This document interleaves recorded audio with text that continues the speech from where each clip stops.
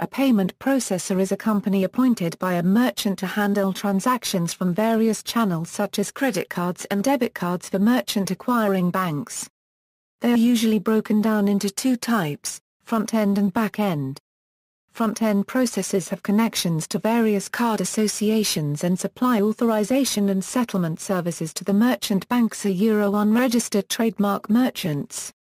Back-end processors accept settlements from front-end processors and, via the Federal Reserve Bank for example, move the money from the issuing bank to the merchant bank. In an operation that will usually take a few seconds, the payment processor will both check the details received by forwarding them to the respective card unregistered trademark's issuing bank or card association for verification, and also carry out a series of anti-fraud measures against the transaction.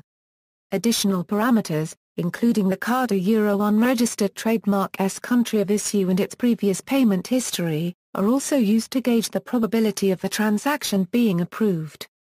Once the payment processor has received confirmation that the credit card details have been verified, the information will be relayed back via the payment gateway to the merchant, who will then complete the payment transaction. If verification is denied by the card association, the payment processor will relay the information to the merchant, who will then decline the transaction.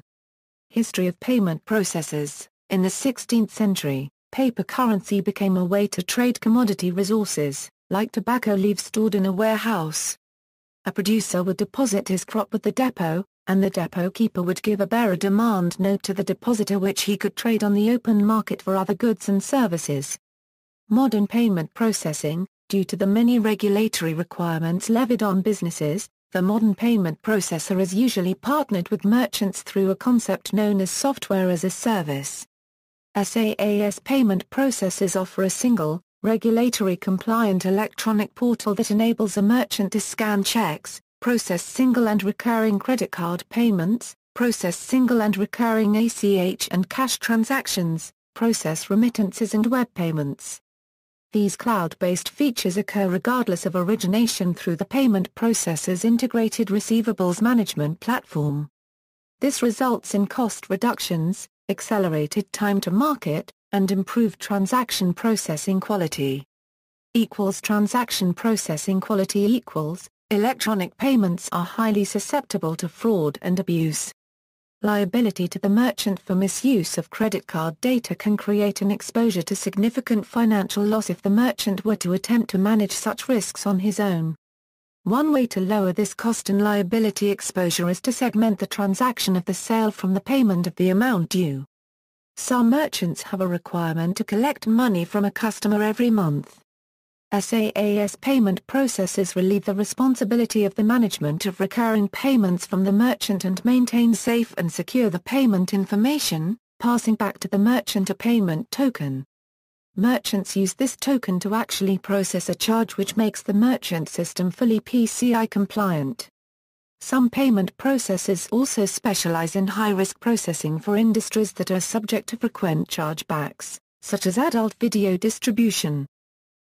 Payment processing network architecture. The typical network architecture for modern online payment systems is a chain of service providers, each providing unique value to the payment transaction, and each adding cost to the transaction. Merchant, a point-of-sale software as a service aggregator, a credit card network, a bank. The merchant can be a brick-and-mortar outlet or an online outlet. The POS SaaS provider is usually a smaller company that provides customer support to the merchant and is the receiver of the merchant's transactions. The POS provider represents the aggregator to merchants. The POS provider transaction volumes are small compared to the aggregator transaction volumes, so a direct connection to the major credit card networks is not warranted, because of the low traffic. Additionally, the merchant does not handle enough traffic to warrant a direct connection to the aggregator. In this way, scope and responsibilities are divided among the various business partners to easily manage the technical issues that arise. References